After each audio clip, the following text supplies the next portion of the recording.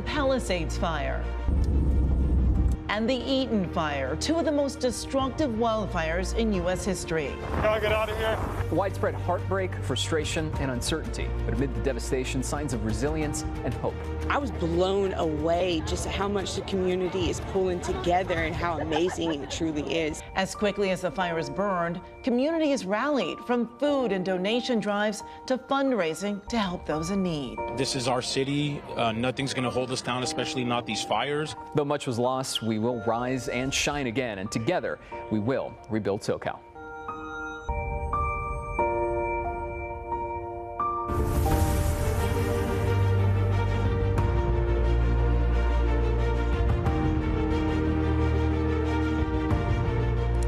Hello and welcome to Rebuilding SoCal, our commitment to give you the latest developments in the wake of the fires. I'm Amy Johnson. And I'm Gio Insignares. Here at KCAL, your stories matter, but more importantly, you matter. And we'll keep you at the forefront of our coverage as we rebuild SoCal. Yeah, we'll be here Fridays at 4:30 on KCAL. You can also find this half hour on our YouTube page and website. We'll get answers and hold leaders accountable while showcasing Southern California solidarity and strength, because we stand with you. And we start with a major development toward recovery this week. The Environmental Protection Agency has begun phase 1 of hazardous material removal. Governor Newsom says he is pushing the EPA to finish its work in 30 days instead of the original commitment of 60 days. When you look at the houses, well, a lot of people say, well, it's just burned to ash. Well, within that ash are really dangerous chemicals. And when the rainwater hits it and it runs off into the drains, that goes into our watershed, our rivers, our creeks, our streams, and our oceans, right into our communities. EPA crews are collecting damaged and destroyed lithium-ion batteries and taking them to a staging area at Topanga and PCH in Malibu. Experts say lithium-ion batteries can reignite and explode, emitting toxic gases. That work is phase 1. The Army Corps of Engineers will then follow the EPA for phase 2. But before the ACE removes debris, owners must fill out a form. Your opt-in form is going to mean that you're going to have the Army Corps Engineers conduct your cleanup. So you'll have the government conduct your cleanup at no cost to you. So that'll be if you opt into this form by March 31st of this year. You can find the form on recovery.lacounty.gov. There are also opt-out forms for owners who do not want to take part in the federal cleanup program. In that case, costs will be on the owner. The question was when people said, I want to come back tomorrow and start rebuilding. Right. And you say, well, I'm going to get my own contractor. Yeah. But it has to be a contractor who has the requirements. You can do that in phase 2. Okay. You cannot do that in phase 1. That's right. All right. Well, our Pat Harvey joined Mayor Karen Bass and Chief Fire Recovery Officer Steve Soboroff to get answers as they surveyed the Palisades fire damage and discussed rebuilding plans. Soboroff also told Pat that owners who do not fill out the opt-in and out forms will actually delay the cleanup process. Meanwhile, Governor Newsom has approved a more than $2.5 billion bipartisan fire relief package. State lawmakers say it's the first of more to come. This is a down payment on the work that the state is going to be doing. We know that this is going to be a long process, that there are going to be a lot of steps in the journey, but we wanted people in Los Angeles to see that we are acting with urgency, but we also want them to know that we are going to be here with them for the long haul every step of the way, and so that we expect to be doing more rounds of aid, more legislation, more budget actions as soon as a few weeks from now. Assemblymember Jesse Gabriel co-authored the bipartisan legislation. Here's the breakdown of it. $2.5 billion will go towards sheltering survivors, debris removal and cleanup, and other emergency response efforts. $4 million will go to streamlining approvals for rebuilding homes and businesses, and $1 million will go toward rebuilding schools. Well, there are talks about President Trump wanting to get rid of FEMA, which is causing concern among some about getting coverage that they need. I asked Assemblymember Gabriel about that issue.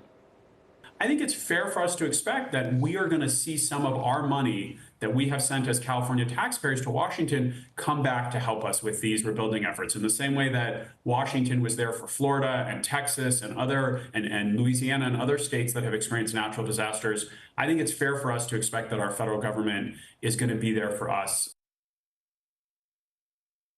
Gabriel also says the state will continue to act with urgency to help our region. President Trump has been critical about how leaders have handled the wildfires. Yeah, Governor Newsom says his claims are false, but are they? Julie Watts has a look at what the CBS News Confirm team discovered. I ask you, we've got to deal with this misinformation. There are hurricane force winds of mis and disinformation, lies. Misinformation after a disaster is nothing new, but Governor Newsom's approach to combating it certainly is. He set up his very own fact-check website using his personal domain. Interestingly, he never directly fact-checks President Trump. You might call it social media diplomacy.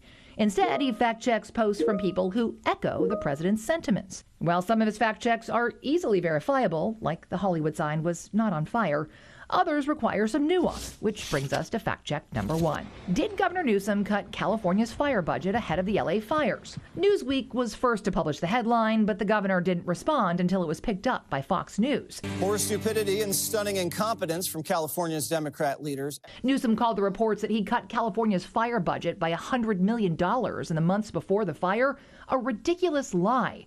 Except it's not a lie. Let's start with the governor's fact check. It is a fact that since he took office, the number of CAL FIRE personnel and CAL FIRE's budget has increased significantly. It did not double. It is also a fact that Newsom did cut more than $100 million in supplemental wildfire-related funding last year. Here's the budget.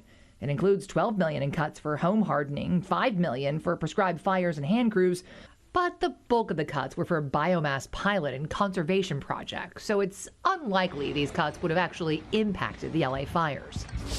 Now to fact check number 2. Did California run out of water? For the sake of the smell, they have no water. They had no water in the fire hydrants today in Los Angeles. It was a terrible thing. Instead of fact-checking the president, the governor fact-checked a post from Libs of TikTok saying there's no water coming out of the hydrants because the city didn't fill the reservoirs. As the governor notes, in fact, the reservoirs in California are full and there's no water shortage in Southern California. In fact, state data shows that all but 3 of California's major reservoirs are at or above historical averages. But the 117 million gallon reservoir nearest the Palisades fire was out of service when the fires began. Newsom said he's launching an independent investigation. Now, it's worth noting that the reservoir is not the reason the fire hydrants ran dry. According to LA city officials, they did have 3 1 million gallon water tanks feeding those hydrants, but those tanks ran out of water by the second morning of the firefight. They say it wasn't due to a lack of water, but rather unprecedented demand. They say they couldn't fill the tanks fast enough to get enough water pressure to then feed back to those hydrants. So a lot of important context and nuance here. Well, the debate over a proposed law that would legally connect fire damage to oil companies. That's next. And a reminder, we partnered with the American Red Cross to help fire victims. If you'd like to donate, scan the QR code on your screen, or you can go to redcross.org/KCAL.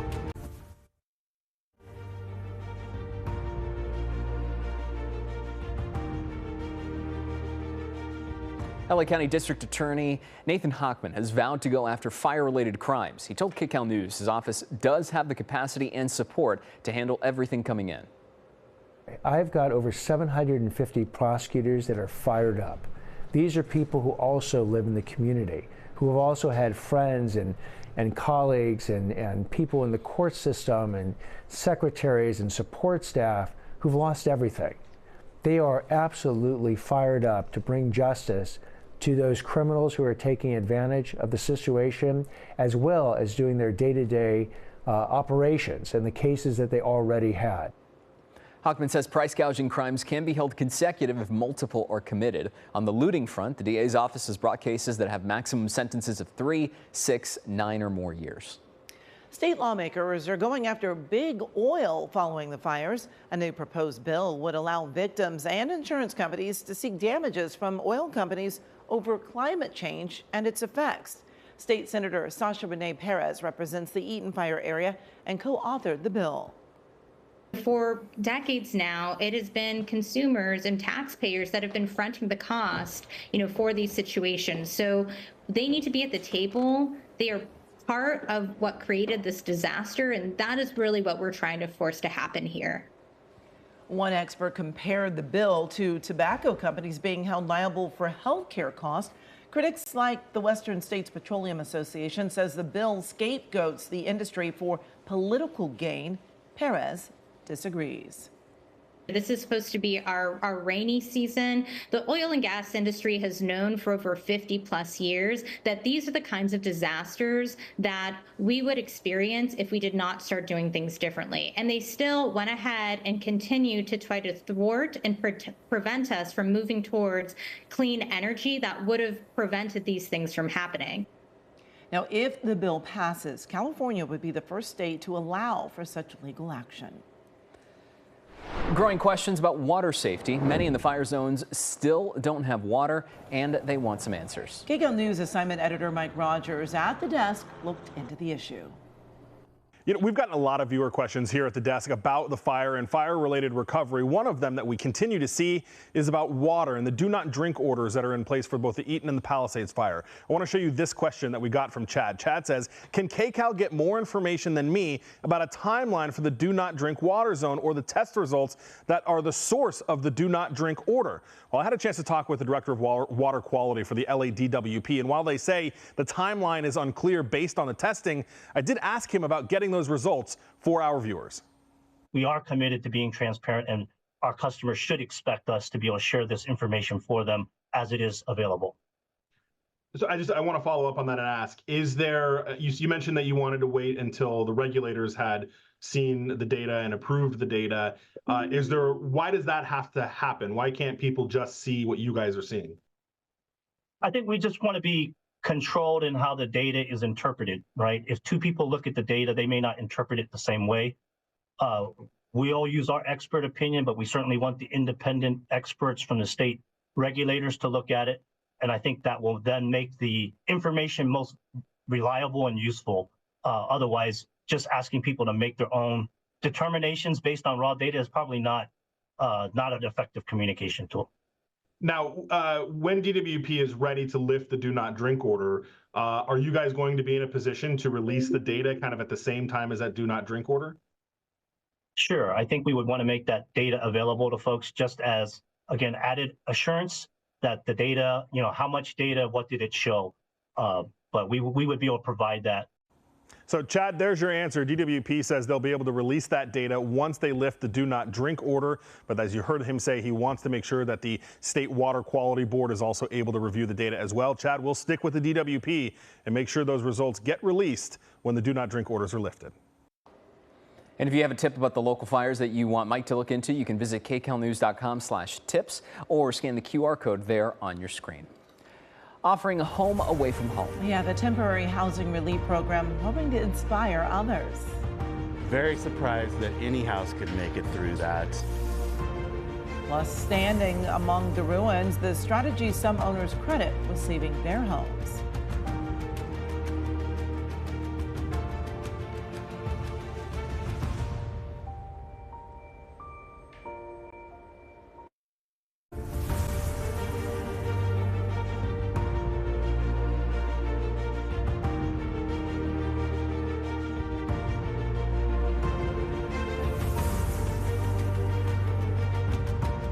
Survival stories are emerging from the Palisades and Eaton fires, particularly those amazed to find out their homes are still standing. In some cases, it was luck, but as our Christine Lazar found out, others believe they were spared because of steps they took before the fires. They stand out amidst the devastation in the Palisades in Altadena, homes that somehow made it through the firestorm. Kelly Klein's house in Malibu wasn't one of them. No firemen ever showed up at all. There's no firemen, there's no help, so these houses were just sacrificed. But right next door, Klein's neighbor's home is still standing. And we walked around it. I don't see any damage. No, it's like a green oasis in the middle of a war zone. Harry Statter founded Frontline Wildfire Defense System, one of a growing number of companies that will install a sophisticated sprinkler setup on your home.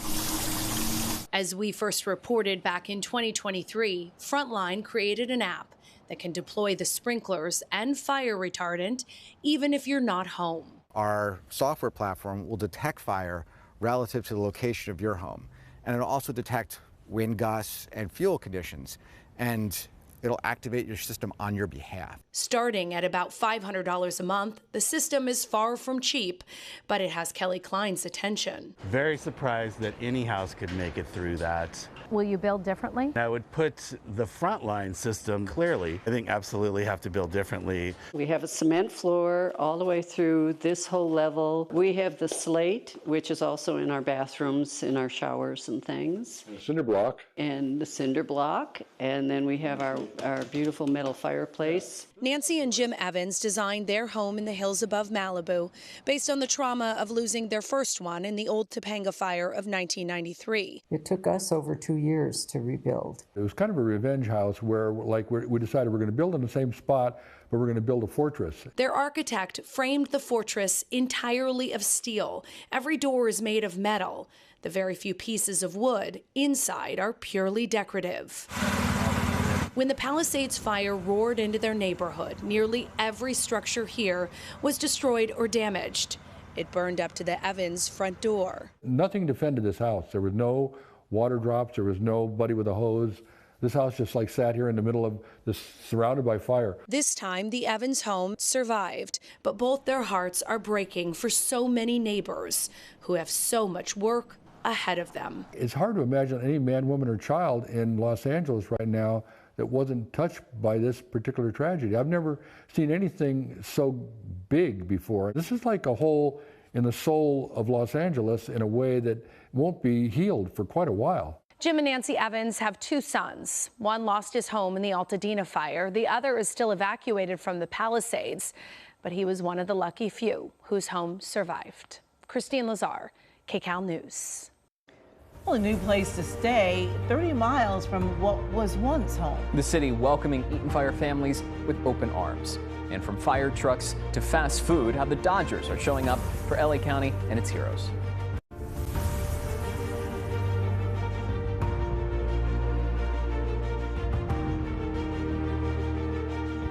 Boys in Blue are showing love for LA. Dodgers star Shohei Ohtani and other team members met with firefighters in the Palisades.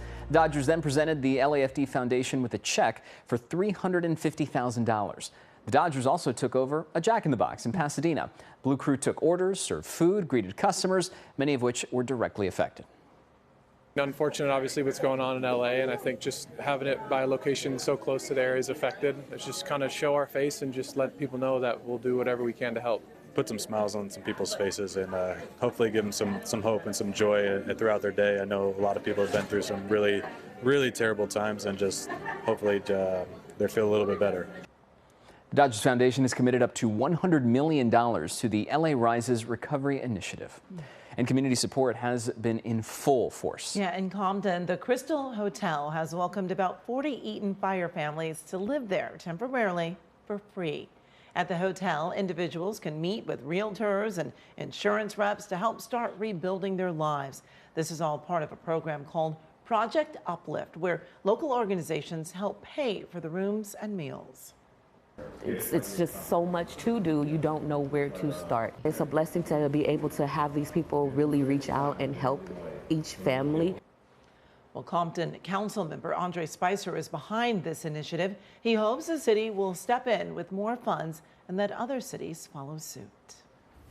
Well, we want to thank you for watching Rebuilding SoCal this week. I'm Amy Johnson. And I'm Gio Insignares. Our next newscast is at 5 on CBS Los Angeles, Channel 2.